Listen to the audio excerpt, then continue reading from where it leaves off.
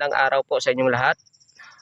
Sa araw na ito ay tayo po ay mag-spray ng ating tanim na pipino. 9 days old, no? Bago siya 9 days na po siya, no? Nag-direct seeding po tayo dito. Ayan po ang ganda ng kanyang tubo. Malusog.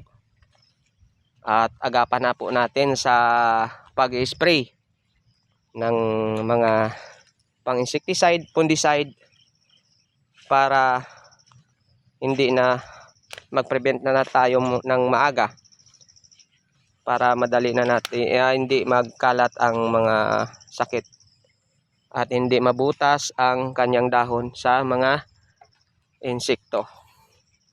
At yan po ang ating gamit, no?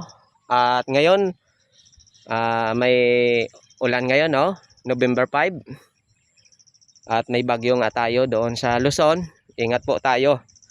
At dito may init na init, pero kanina lang umuulan. At hindi naman tayo nag-hour dyan dahil may ginagamit tayong sticker. Ayan po, Wistik sticker, para kahit na may ulan na ambon ay pwede po tayong mag-spray, no? Kasi nakapit siya. Yung i-spray natin ngayon yung Biotonic, Bio-Optimax at Mahika, no? Itong Biotonic po yan, foliar po yan, para gumanda, bumulas at gumanda ang dahon ng ating pipino na bata pa. At itong Bio-Optimax para po yan sa mga uod, no, na sumisira sa ating mga dahon ng ating pipino.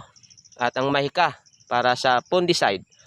Fungicide po yan para pang-prevent sa mga punggos na aatake sa ating pananim.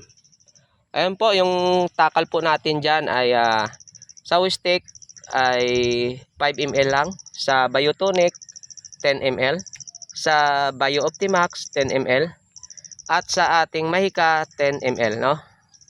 At hindi po tayo nagpo-promote dito o sa ating mga ginagamit, at tested lang po natin ito na ginagamit dito, at maganda ang resulta sa mga gamot natin na ating ginagamit dito. Yan po, nasa 700 na puno yata ito ang ating naitanim dito. At ang kagandahan, direct seeding po tayo. Ayan, di na tayo nagpunla, hindi na tayo naglagay sa seedling tree. At ang ating ginawa ay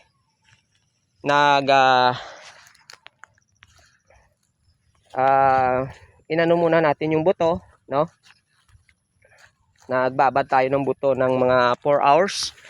Tapos sa tubig, no, binabad natin. Tapos kinuha natin sa tubig at saka binalot sa malinis na damit. At after 2 days, no, may ugat na siya, no, may tumutubo na. May ano na, yung sabi nila pangil. At saka nilagay lang natin diyan sa butas. Nagbutas tayo diyan at naglagay tayo ng vermicast. Tapos pinatong yung nilagay yung buto. At yan po, after 9 days, ganito na po yung resulta ng ating mga tanim, no? Mga 10% lang siguro ang hindi nabuhay na mga buto. Pero mostly at okay naman, no? Dito meron, dito wala. Ang iba may tumubo, kinain ng insekto. Kaya agapan natin, no? Kapag direct seeding, dapat alert tayo sa pag-alaga sa kanya, dahil dito pa lang ang laban ng tanim natin ay grabe na, no? Insekto. Iba talaga yung sana yung pinupunla muna natin, nilalagay sa seedling tray. Pero busy tayo kasi kaya at mas madali ito, no? Pero alerto lang tayo katulad niyan, no? Kaya mag-spray tayo, yun, no? Yan, yan ang resulta. No, kinakagat yan ng mga bao-bao. Ayan, at saka uod. Pero hindi naman lahat, no? Kaya kaunti pa lang, no? Tirahin na natin ng pang-prevent para hindi na dadami at hindi maapektuhan ang ating mga tanim. At ang ganda sana ng presyo ngayon ng pipino, guys. Mga ka-farmer, no? Ang nagtatanim ng pipino dyan. Ang ganda ng presyo. No? Kuha sa atin dito pa lang 30 pesos. Kasi may tanim tayo doon na nasa 600 na puno din, no? 1 month na siyang nag-harvest tayo. Bawing-bawi na tayo doon. At ito, napahabol nga tayo. Ayan. At tingnan natin doon mamaya ang ating tanim na pipino. Kung saan gumamit naman tayo doon ng, kasi matanda na, gumamit tayo ng Grower Bet 100, no? Ang ganda. Gumanda ang bunga nung nakagamit tayo, no? Mag-update tayo doon sa sunod. At ayan lang po, naway ingatan tayo ng ating Panginoon. Ingat-ingat tayo kasi may bagyo lagi na pumapasok sa ating bansa. Naway ingatan tayo ng ating Panginoon. At ingatan ang ating hanap buhay.